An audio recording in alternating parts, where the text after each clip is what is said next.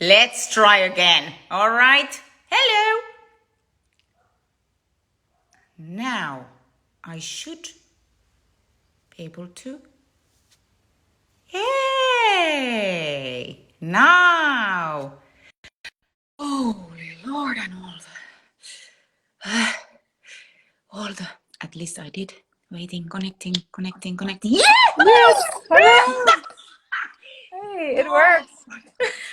So cool. Hey. How are you doing? Good. How are you? I'm a little bit sweaty because I've been singing all day.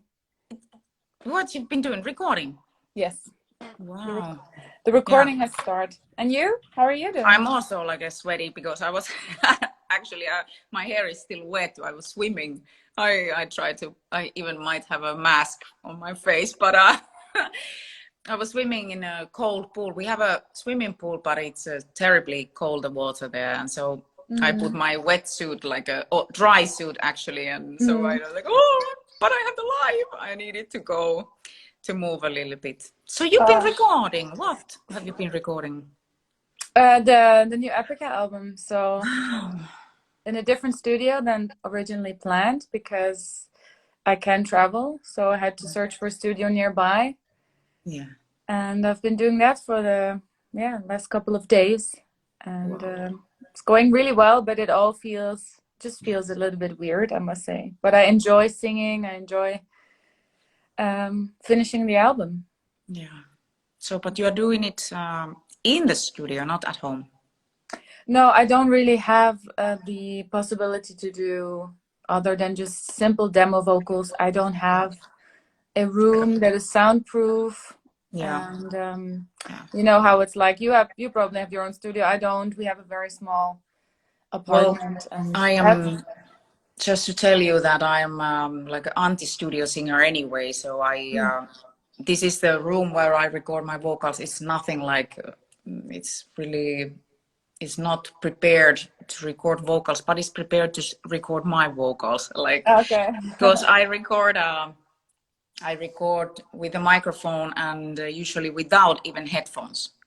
Only the backing vocals I do with the headphones. So I have like a little loudspeaker right in front of the microphone in a little distance with me and the microphone, and I sing like a live takes. Yeah. That was how I recorded my first album, my Winter Storm already, and that was the way I feel personally most comfortable when recording albums. But everybody is different, and everybody we have our ways. So. Yeah, that's interesting because when I'm recording vocals, I never really get the right sound on the headphones. Ta-da! Right. And the problem I have, I sing within ears. I sing live within ears. Yeah. But I listen to it quite loudly, and what I like to do is have one ear on and one ear off, so I can hear my voice just organically and not digitally, and like that I get a good mix for me. But one ear is a little bit tired at the end and goes like slightly deaf. But I guess with classical singers, like singing just in an open space is most comfortable. And yeah, surely, because I what happens with me that if it's a very hard, like a fast tempo song, like a really rock song, then I like to have the headphones so I feel like I am in the mix already in the band with the band singing. But when it's a ballad or where I need to find my voice really sounding as natural as possible, with the headphones, my problem is always I start to push my voice and then it doesn't sound natural anymore, and I don't like the results, and it's like I need to get away from this. And that has been my way to really to feel more relaxed also. That's the whole thing, that you start pushing and then what I'm doing, I don't suddenly have a sore throat, and I never have a sore throat when I'm singing, and that's an what is your tip? Because I think there's a lot of people also in the live Instagram live. What is your tip when you do get like a sore throat or a little bit hoarse, when your voice is like well then then that is a sign to stop singing for sure. And go sleep, right? Yeah, that's like, hey, no speaking. But in order not to have that, I have tried everything. The posture is the most important when you are singing in front of the microphone, that you can feel that you are in a good posture and breathing free and all that. And every time when it's a recording process, you tend to get a little bit nervous about, the takes and when I'm recording, I hate taking too many takes. I need to get it done properly. 4 or 5 takes, it needs to be there. If it's not there, it's not the day to record that song. Really. That's what I did today, because I know singing is just, it's your body, and the way you feel like in that morning is going to determine how well you're going to do during a live show or for the recordings. And every day is different. Of course, there's being in a studio is less pressure than a live concert, but there's different emotions. You don't have the adrenaline and the thing that is just a one taker. And with me in the studio, like you say, I prefer 4 or 5 takes. But if you keep on pushing on the little details, you lose the emotion. You start getting frustrated, and I sing max 4 to 5 hours, and then I'm just done. I'm not a machine. I'm a human being. And no, nobody is. But you're doing also backing vocals and harmonies, and like I am doing. I love working on the vocal arrangements always. That's a fun part. But it's it's not. People might not even understand it's not only that there is one voice that you double or you triple sometimes even the lead vocals, and you do so much work behind that actually is not even so much heard in the final product, but it needs to be done in order to everything be in the frames where they need to be. But wow. So you enjoy singing harmonies? I actually don't like doing that. Really? I sing half of my harmonies, and the other half we have backing vocals, and Marcella Bovio is one of our main girls since a long time, and she's very good and very quick. And with me, I don't feel like I have enough experience, nor that I enjoy doing it. And there's people that just hear the harmonies instantly. And I started to learn how to play the piano. Nice. Also, for me to when? Like now? Like recently? Or since a couple months, Oh wow, Simone, that's amazing. Thumbs up. Yeah, but I'm not going to play Rachmaninoff soon. I will never. That's not my goal. My goal is to be able to write songs myself and maybe accompany myself while I sing. Yeah, that's what I do. But you play pretty decent piano. For me, I don't think I'm going to reach that level. For me, it's going to be chords and some really simple stuff. I started with the piano itself. I started when I was 6 years old. It was just my elder brother had a drums at home, so that was not something I was interested in, and so and we had a little keyboard, so I started to play some kids songs melodies, and my mama was asking, do you want to have piano lessons? And there I went, started when I was 6, and I went to universities, and I did a lot of studies with piano itself. I used to play quite well, not anymore. I mean, I lost it. But as a matter of fact, that's my instrument with what I write music. So it really is a great help and necessary. My piano is so out of tune now that I'm just waiting that after all this corona, the tuning guy can come in again and tune my piano. Yeah, I have a friend of mine. Well, my son, he's now 6, and he started to play the piano because Nice. Oliver's teaching him. Yay, nice. We got a really nice e-piano from Yamaha, and I had the urge for a long time to learn how to play the piano because I had the feeling I could not express my musical creativity just by singing a melody, because it's different than when you're playing the piano, or when you just hear the piano, other vocal lines can come to mind than if you were just singing, Sure. you know. Sure. And so I really wanted to have this piano for a long time, and it took us a while to get it, but it feels like it's the right phase in my life to start learning to play the piano, and I don't think it's ever too late. Never. I mean, I'm 35 now. I can still learn new things. You're very young. You are the. I wasn't 6 when I started to learn the piano. I played the flute when I was 11. I started way later with music education, and I never went to conservatory. But I guess it's always good to aim for improving and learning new things.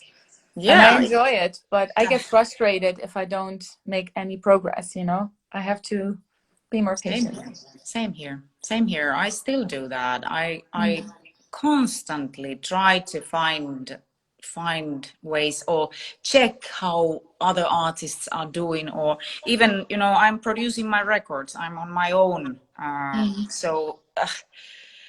But I have gotten help with the incredible musicians I'm having in hand today, but also everything is a learning process, everything. And there is just only things you can learn from music and from singing. If one day, I've been asked many times that, but you sing, but like, or in general, if somebody would ask me that, so you have reached so much with your voice, and I would say, what I've reached, I haven't reached little bits here and there. I mean, there is just, this is never gonna end. The whole learning process will never end.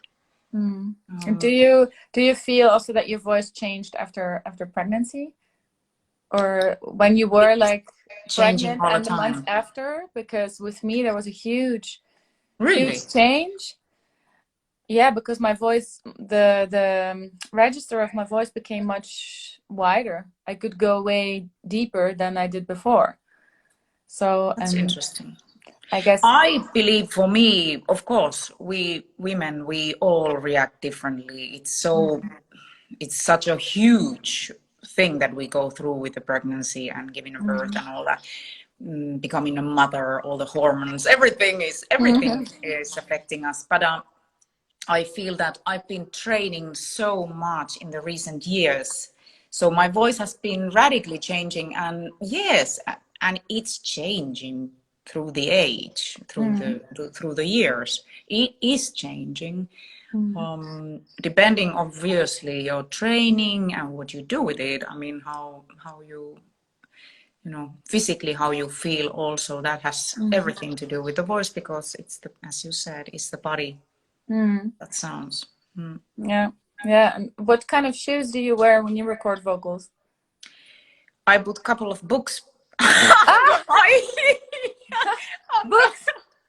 I am standing upon a couple of books. Like, well, the heel is something like this. I have a little, like, a little heel. Yeah, so that I can get my posture more. Okay. Yeah. That's the thing that I learned when I had singing lessons. My teacher always tell me to tilt my pelvic a little bit. And the problem is with my posture, I have a duck butt, you know, it's like boink, it's really sticking out. And for me to make that movement feels very unnatural. And if I wear heels, it's only making it worse. So for the recordings now, I actually have some workout shoes in the vocal booth, which have kind of a nice cushion. So that I like to move while I'm singing, or my face is in front of the microphone, but I like to keep my body warm and move.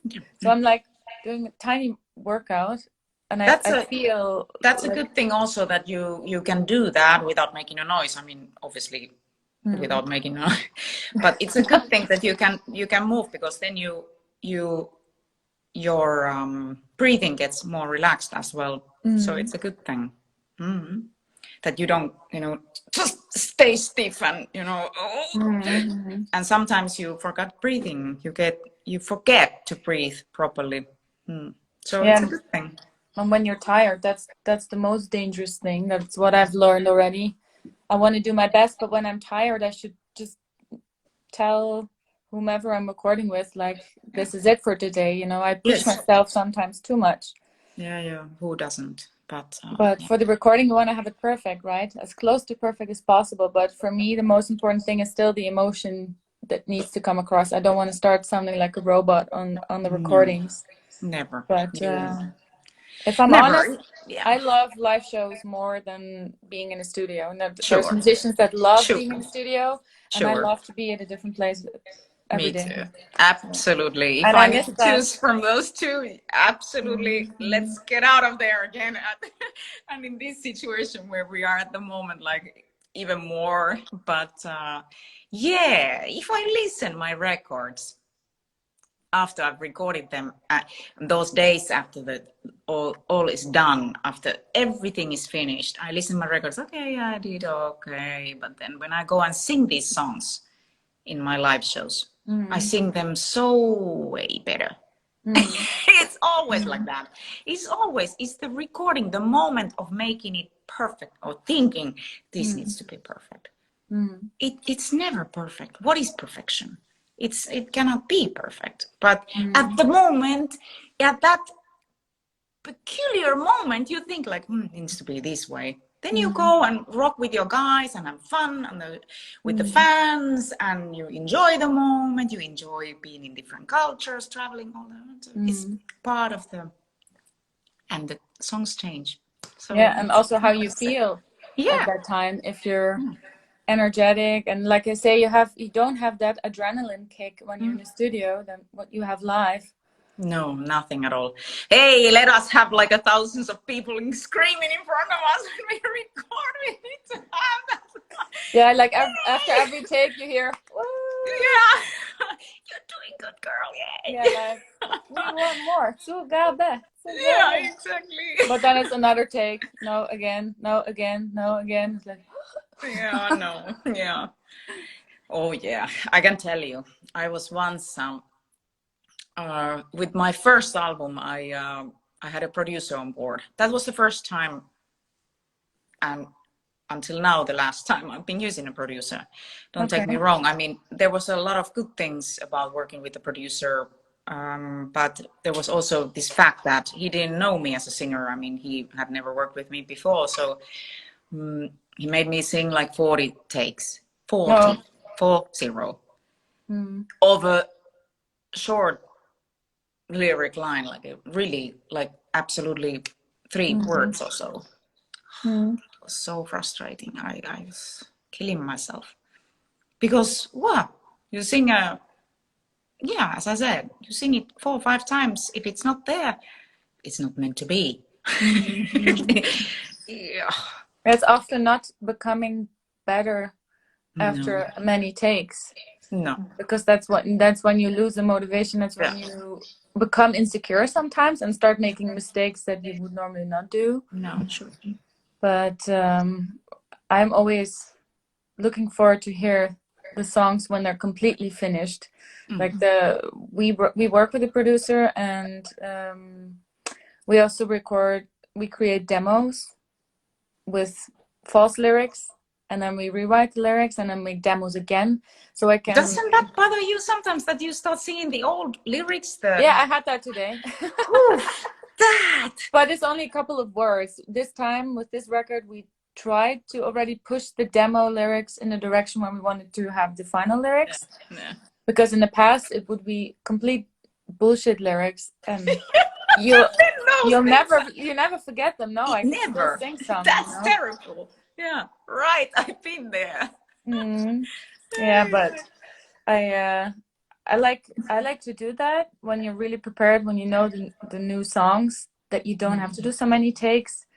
But you have good and bad days. And today I recorded the ballad because I felt my voice was very low and I didn't sleep a lot, so I thought, okay, I'm not going to push it. So I listened to how I feel, and that's how I proceed. And tomorrow, hopefully after a good night's sleep, I can belt really loud again, because that cost me a lot of energy. Singing classically goes without sleeping almost, but the belting, I find I need a good night's sleep for that. Yes, sure, you're right.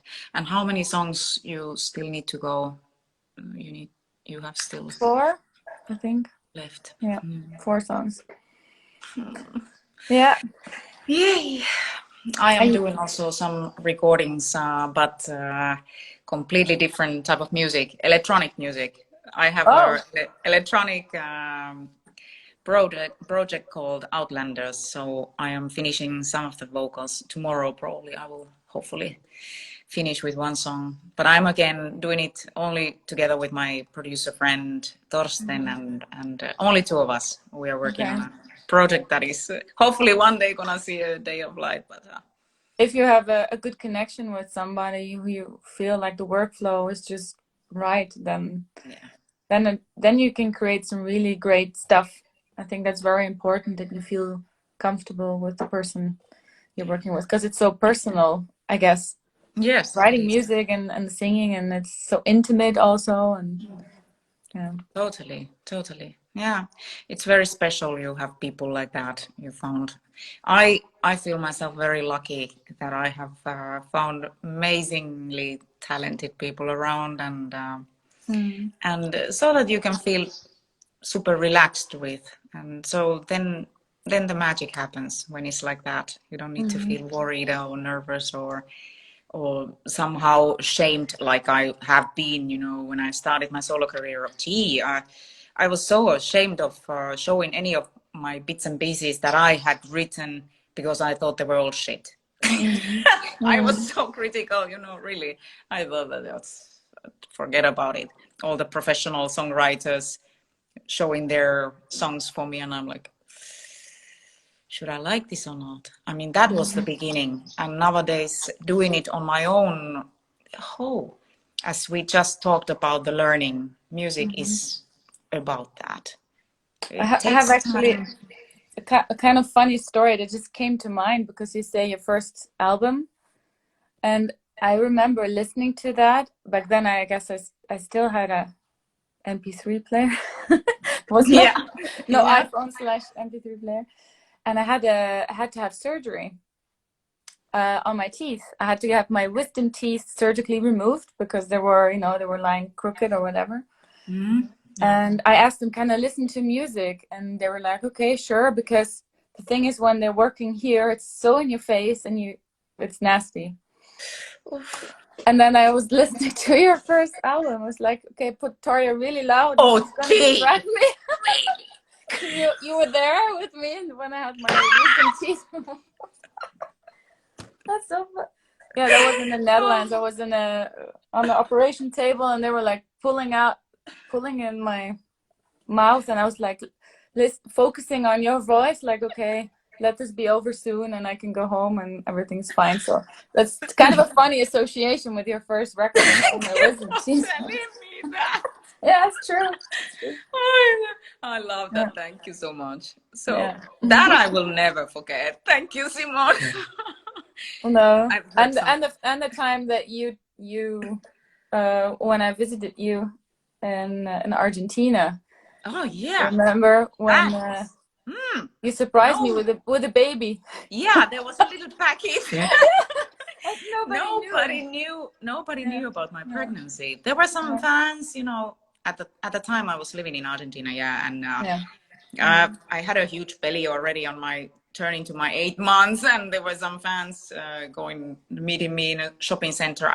It was cold. Around June, so it was already getting pretty cold in Argentina, so I had a really thick winter coat, like a Michelin coat.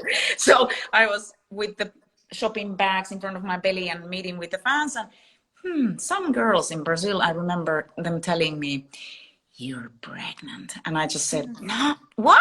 I've been eating too much pizza. I completely my whole pregnancy was like I didn't need to let anybody know that I was pregnant. So you were one of the first persons ever that got to know that I have a baby born. I was I had become a mother. Yeah. I remember that. Let me present you a little package. Yeah, because we invited you to come to the show. I was like, no, Tarja has other things going on, and you can come to our house. And then you opened the door, and the door went open even further, and then there was the baby. Was like, Just a like little, this. yeah. Yeah, just a little surprise. Yeah. Aye. But so nice, you know. We go far already. Your Vincent is now 6. Naomi is Yeah. 7, turning to Yeah. 8. I became pregnant shortly after we met, or like a year after, approximately. Yeah. Yeah, exactly. Naomi is turning 8 now in July, and Wow. So that's 8 years ago already. That was a cute, tiny little baby, and now she's yeah, already 8. It goes so fast. it's crazy. And how you're dealing with all the touring and being a mother, you know, how you're dealing with all the things that you cannot be with him, with your family. Well, I never took him with me on tour, so he only saw a couple of shows, and I know that you had Naomi with you a couple of times. For the first 4 years, Yeah, every time. and that's something we didn't do. And I had good days and I had bad days. You Yeah. know, I went into work mode, so I would try not to think too much about it. But if I were thinking about it, I would sometimes become very sad, of course. But then the times that I was home, I enjoyed it so much more. And when I was on tour, I could focus on being on tour. So Sure. Yeah, it's never easy. It's never easy. The moment of leaving the family behind is like, it's never easy. And then when you're on stage in the morning, you're still back then cleaning diapers. And then after the plane landed, I remember talking to Michael Ackerfeld from Opeth about this, because he also has kids. Yeah. He's like, yeah, in the morning you're still in daddy mode and doing all the dishes and whatever, and then in the evening you're a rock star. It's such a strong contrast. It is. And what was also hard for me was to switch rhythms instantly. When you come back home and you're jet lagged, you immediately have to be in the rhythm of your family. And Sure.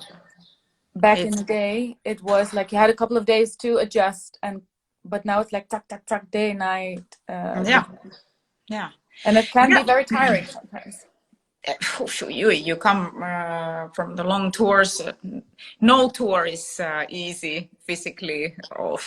We come we return home like wrecks and shipwrecks and jet lag. And jet lag and all that, and the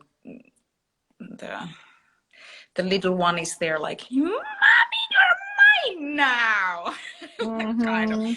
But mine is definitely understanding. She really lets me, thankfully she really lets me rest, and she's there playing with me, you know. I'm sleeping in a bed and she's in the bed playing, and she just needs to be near and, you know, hug and kiss me all over, and super tender. And but it's that it's very, and the older you get, Simone, just listen to me, grandma talking. Okay. Older you get, harder it gets when you know. It's not getting any easier. I mean, Yeah, when they're small, they grow so fast, but then when they're older, they are aware of you leaving for a while, and they feel the time at a different way than they were when they were little. They had no feeling for time. And now he really says, I'm gonna miss you. And there was a time where I wanted to watch some Epica YouTube videos, and he would get sad because he would associate that with me being gone. And now he's like, everybody in our village, like, yeah, my mom's famous. I'm like, I'm not famous. And my dad cool too. is that? He's like super my mom proud. is the coolest person. My mom is the coolest person because she's famous. Yeah. He loves to listen to metal songs. Yeah. So when friends come over, they have to listen to metal, and they're all a little scared, but for him it's normal. And when he was in kindergarten, he would draw vampires and monsters as if it were Teletubbies for him. Yeah. And other exactly. kids were scared, like, Yeah. you know, or Not, they said yeah. like, why is he already watching this kind of stuff, or how does he know about vampires? And it's like, yeah, he watches Nightmare Before Christmas. That's cult in our house. I mean, we watched That's that. a good one. In ours too. Yeah, and I Yeah. got gifts from fans like Yeah. Nightmare Before Christmas related, and he's like, oh, that's Jack, and he sleeps with one of the little Nice. Yeah, fingers. that's really cool. That's really cool. Yeah. Mm. It's mine is the same. I mean, being a rock and roll baby, being on tour the first 4 years of her life, that Mm. is the life she knows. She got used to, being on the road with her family, being Mm. all the musicians and crew and all that.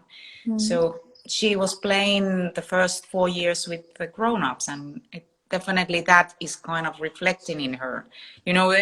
They're asking, "What is your favorite color?" Well, black. Yeah. And why?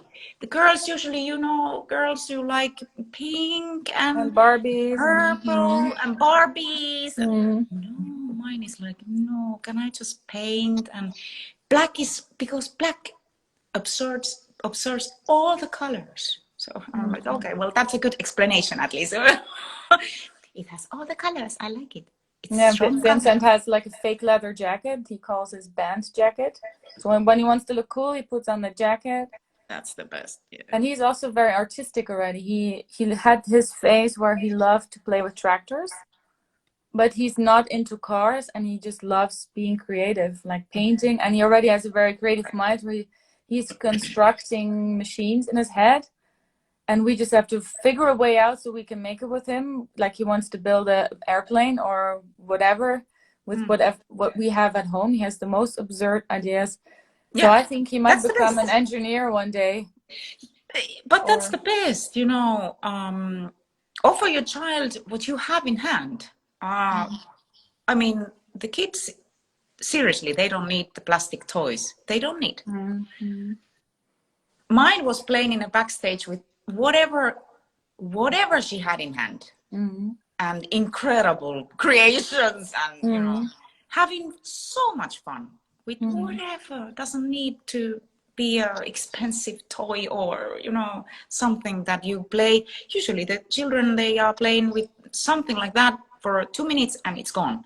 But letting your child to be creative and inspired by everything, takes hours and hours, and so much fun to look at them being so So free. And did she also have like different instrument phases? Like she liked to play the drums or the guitar or sing like you? Did she have any? she started to play piano when she was 4. That Oh. was her. Now, so she's already actually quite pro with it. She Wow. plays like the classical, but also some Lady Gaga and other things, Despacito, some Yeah. her own selection of songs. Yeah, yeah. But she also has she has a little electronic drum set. And takes guitar lessons. So she's very busy with the music. Sings, goes to theater school every weekend, or used to go to theater school every weekend. That's right. So yeah, creative child, yes. I think that's for me. I love that he loves to play the piano, and now that we have it in our home, Yeah, he goes voluntarily to the piano and starts playing amazing. songs.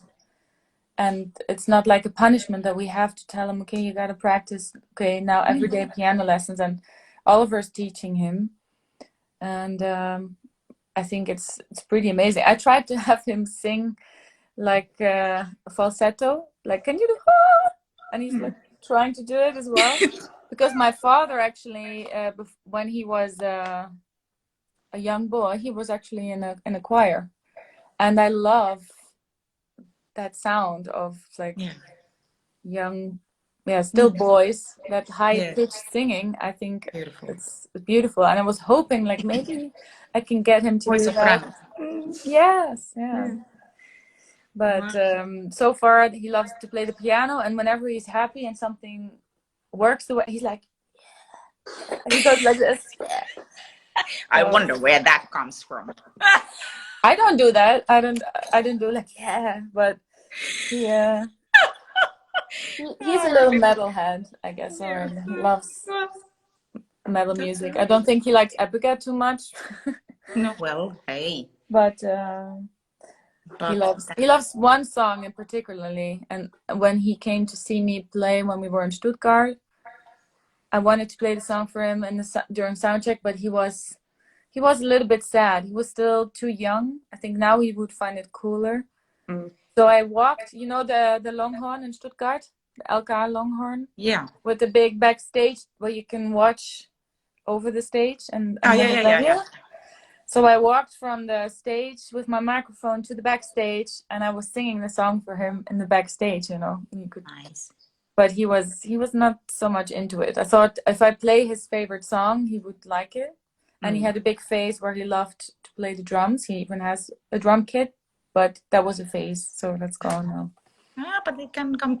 It's so interesting. There are these phases, you know, there are the phases, they come and go and they come and go, and we can be there only to support them. I mean, we should not, obviously, I felt a little frustration. I felt a little frustration in Naomi when she was 5 and she didn't practice the piano that much. And so I was kind of like trying to, okay, well, mommy can help you. And she has her teacher, so she completely ignored me. Like, do not tell me what to do, mommy, because I don't like this. And then suddenly, she like goes to the piano and practices all the time along without me telling anything. So it's it's a learning. We also live and learn through our children because it's, you know, we have only one. Yeah. We have only one. And it's amazing to see that how they are like our reflections in so many ways, in good and bad. Yeah, sometimes I look at it and I think, yeah, I'm your mommy. I still sometimes can't realize it, or that I sometimes think, wow, you're so stubborn. Oh, who does he get that from? I'm very stubborn. It's like, oh shit, that's the mirror right in front of me. Right. So I have to stay calm and think, okay, I was like that when I was his age. I turned out okay. I gotta be patient. I thought I was a very patient person until I became a parent, and I thought, okay, wow, it can be very challenging, but I love the age he's in now. I mean, he's becoming more and more a boy, but Yeah, he's a very fantastic. philosophical personality, and he's very romantic, and yeah, That's there's beautiful. many beautiful moments during the day. And now in this weird times, sometimes I notice that we are frustrated in this challenging times, but kids are as well. I mean, Yeah. Well, hey, we are figuring super. out how this works. Imagine how they perceive it with their tiny brains, you Yeah. know? Here in Spain, we haven't been able to go out. This is the 5th. We are now completing the 5th week indoors. So we haven't been able to go to the park or Yeah. run anywhere with the child. And with the child, seriously, mine is missing her friends and just little runouts or going out with the bike like everyone. But for children, it's terrible not to be able to go out and, you know, play. Yeah. That's the world is out there, and for every one of us it is the same, but Yeah. especially the kids are. We are allowed to go out into the forest and like ride the bike or go on the parking lot. But all the playgrounds, they're like shut down with tape and fences and everything, and it's so sad, you know. It But is it's very sad. necessary, and we've become very creative. We have a boxing bag hanging in the living room. We have the trampoline. We Yeah, built a swing, but that's that cool. broke down already. But to keep him Anything. occupied. Yeah, everything. Yeah, I really loved seeing you, Simone. I think that I was just going to give a call for Julian, that he's waiting there to sing or play a couple of songs with me. I was still Oh, thinking to sing a couple of songs. and we talked for an hour, so we're No, like, but it's okay. I love talking with you. It was really, really nice seeing you again, and it's been such a long time. I have missed you. So same nice. here. Yes, long time. Last time we saw each other was on Gaspop. Yeah, Yeah, 2 years ago. 2 years ago already. When we had the funny quick photo shoot with Tim with the apples. It was like, Oh, let's yeah, take right. these apples, and very really successful photo shoot with him always in a couple of minutes. Yeah, he's Done. quick. He's quick. Yeah. Very good. Okay, then I wish you all the best. Stay healthy, stay safe, stay creative. As well, and good luck for the recordings and everything.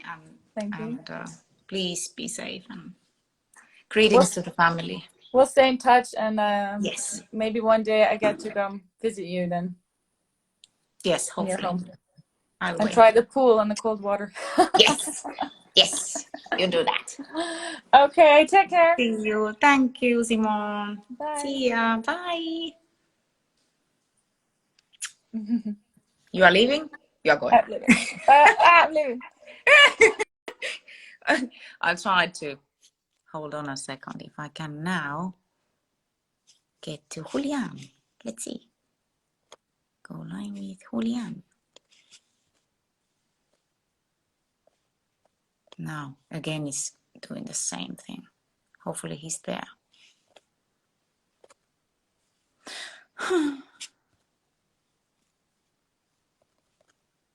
Maybe he should.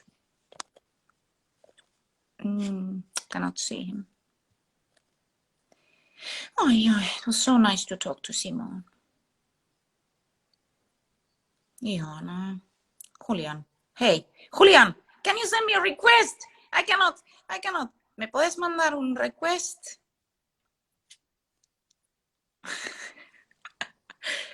Porque esto no anda. Por favor. Juli, ¿me mandas un request?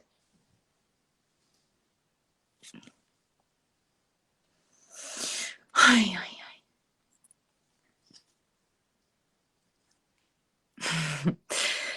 I again feel like a complete idiot. This phone is not letting me go live with anybody that I want. Oh. Hopefully he can do that. Talk show with Julian. No, I am hopefully gonna be singing a couple of songs with him. But if that works, we are trying to get in touch with him here. But in the meantime, I really hope you're fine. View, hold on. Oh, hold on. There is something seriously wrong with my phone.